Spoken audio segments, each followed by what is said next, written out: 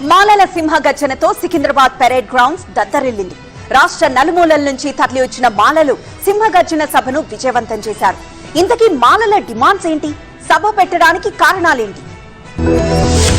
MLA Vivek Venkataswamy పిలుపుతో మాలలు పెద్ద ఎత్తున కదిలారు. సికింద్రాబాద్ పెరేడ్ గ్రౌండ్ లో జరిగిన మాలల సింహగర్జనకు తెలంగాణ నలుమూలల నుంచి పెద్ద ఎత్తున తరలి వచ్చారు మాలలు. రాష్ట్ర వ్యాప్తంగా 300 బస్సులు, వందల సంఖ్యలో కార్లతో సింహగర్జనకు వచ్చారు. ఒక్క జగిత్యాల జిల్లాలోనే 150 బస్సుల్లో జనం రాగా, ఇటు ఖమ్మం, వరంగల్ తో పాటు ఏపీ నుంచి కూడా పదుల సంఖ్యలో బస్సులు పెరేడ్ గ్రౌండ్ కు వచ్చాయి. ఇక దాదాపుగా 200 మంది అతిథులు సభకొచ్చి మాలలను ఉద్దేశించి మాట్లాడారు. వారి హక్కుల గురించి ప్రస్తావించారు. పలువురు ఎమ్మెల్యేలు, ప్రభుత్వ పెద్దలు కూడా సభకు హాజరయ్యారు. మాలల సింహగర్జన సభ హక్కుల కోసం నిర్వహించింది మాత్రమే అన్నారు పలువురు నేతలు.